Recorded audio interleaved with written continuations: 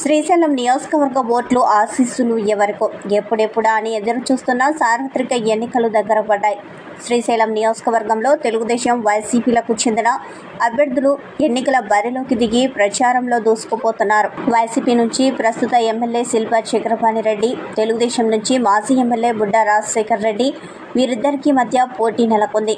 ఒకరిని మించి ఒకరు రేసు గుర్రంలాగా పోటీ పడుతూ గెలుపే లక్ష్యంగా శక్తి వంచన లేకుండా సైనికుల్లా అలుపెరగని పోరాటానికి శ్రీకారం చుట్టారు.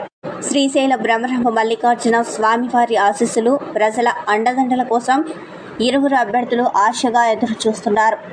మరి ఓటర్ మహాశయుడు తన ఓటు వర్షాన్ని ఎవరి వైపు కురిపిస్తారో వేచి చూడాల్సిందే. మరి ఎప్పుడెప్పుడా అంటున్న తరుణంలో నామినేషన్ల సమయం దగ్గర పడుతున్నప్పటికీ మన టీవీ అభ్యర్థుల బలాలు, బలహీనతలను ప్రజల ముందుకు తీసుకువస్తున్నాయి. ముందుగా తెలుగుదేశం అభ్యర్థి బుడ్డా రాజశేఖర్ రెడ్డి, ఆయన బలం, బలహీనతలు. ప్రధానంగా వారి తండ్రి బుడ్డా వెంగళ రెడ్డి కూడా పలుమార్లు ఎమ్మెల్యేగా ఎన్నికయ్యారు, మంత్రిగా కూడా పనిచేశారు. వారి వర్గం వారికి అండగా ఉంటుందన్న ఆలోచన మరియు వైసీపీపై ప్రజల్లో వ్యతిరేకత ఉండి వారి ఓట్లు తమకు లభిస్తాయన్న ఆశ, అలాగే తన ప్రత్యర్థి శిల్పా చక్రపాణి రెడ్డి నాన్ లోకల్ కావడం కూడా మనకు బలం పెరిగినట్లే. అలాగే బలహీనతలు కూడా ఉన్నాయి. వర్గాన్ని చెదిరిపోకుండా కాపాడుకోలేకపోవడం, ప్రజలతో మమేకం కావలేకపోవడం, వీటితో పాటు క్రియాశీలక కార్యకర్తలను, సమావేశాలను ఏర్పాటు చేసుకోలేకపోవడం, తన ప్రత్యర్థి అయిన శిల్పా చక్రపాణి రెడ్డి పెట్టే ప్రెస్ మీట్ల వార్తలను ఖండించలేకపోవడం, ఇవన్నీ బుడ్డా రాజశేఖర్ రెడ్డి బలహీనతలు. ఇప్పటికైనా మేల్కొని సుడిగాలి పర్యటనలతో క్రియాశీలక కార్యకర్తలను మరియు గ్రామ నేతలను ఆకట్టుకొని తమ సంసిద్ధత వ్యక్తం చేసుకుంటే విజయం బుడ్డాదే అని చెప్పక తప్పదు.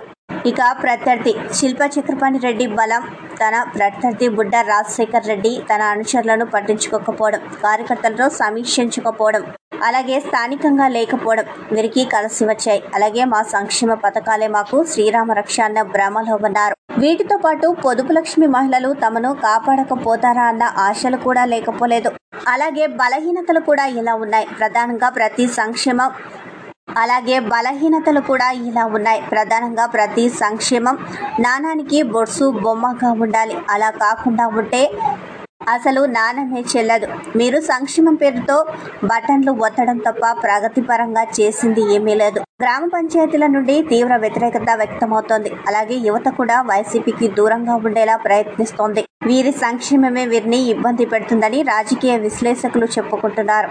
ఏదేమైనప్పటికీ తన సొంత హామీలతో శిల్పా చక్రపాణి రెడ్డి ప్రయత్నిస్తే గెలుపు గుర్రాన్ని అధిరోహించడం సాధ్యం కాదని రాజకీయ పండితులు చర్చించుకుంటున్నారు. ఏది ఏమైనప్పటికీ తమ పథకాలు, తమ ముఖ్యమంత్రి ప్రజా ఆకర్షిత మరియు ప్రజా బలం కలిగిన తనలాంటి వ్యక్తి మరియు ప్రజలను ఓటర్లుగా మార్చుకోవడం, ఇలాంటివన్నీ తమ గెలుపుకు మార్గాలుగా శిల్పా చక్రం రెడ్డి ఎంచుకున్నారు.